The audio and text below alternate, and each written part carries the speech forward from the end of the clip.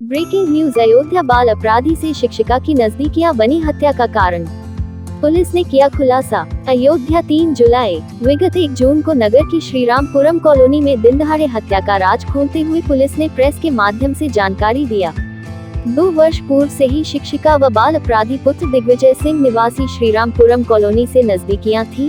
विवाह बाद शिक्षिका आरोपी से संबंध तोड़ना चाहती थी, जो कि उसको नागवार लगा। अंत में जैसा कि बताया गया, आरोपी को पारिवारिक गतिविधियों के बारे में पहले से पता था।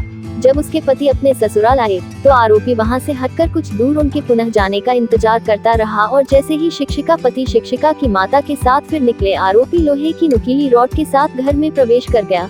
चूंकि संबंध पहले से ही था, शिक्षिका व आरोपी सोफे पर बैठकर बात करने लगे। इसी बीच शिक्षिका द्वारा पुनः संबंध तोड़ने पर दबाव बनाया जाने लगा, जिस पर आरोपी को गुस्सा आया और लोहे की रॉड से हमलावर होकर शिक्षिका की हत्या कर दी।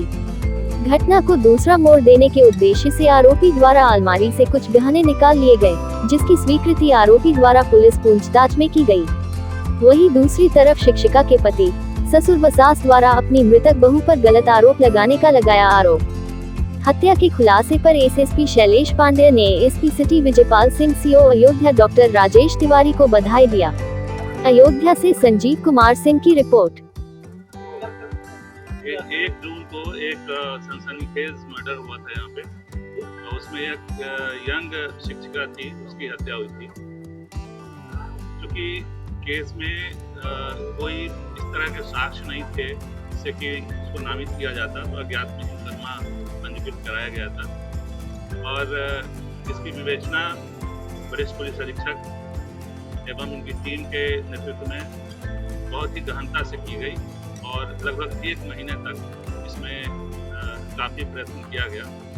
अब इसका अनावरण हो गया है और इसमें जो अभियुक्त है वो बिल्कुल नेक्स्ट डोर बॉय है, जो कि उस शिक्षिका से उसकी फ्रेंडशिप थी और काफ़ी इंटीमेट रिलेशनशिप हो गए थे। जैसा कि एसएसपी साहब ने बताया है कि वो इस बात से भयभीत रहता था कि ये बात खुलेगी तो समाज में उसकी स्थिति खराब होगी, दोस्तों में उसकी पोजीशन खराब होगी, इसलिए वो मुक्ति पाना चाहता था इस रिलेशनशिप से।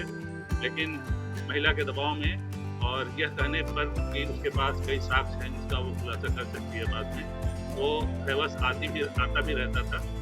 तो इन्हीं कारणों को लेकर के उसने इस घटना को अंजाम दिया और घटना का अनावरण करने के दौरान जो पाया गया कि उसने जो भी ज्वेलरी वगैरह वहाँ से चोरी की थी अलमारी से, वो उसने अपने घर में छुपा कर रखा था। उसकी निशानदेही पर उसको बरामद किया गया है।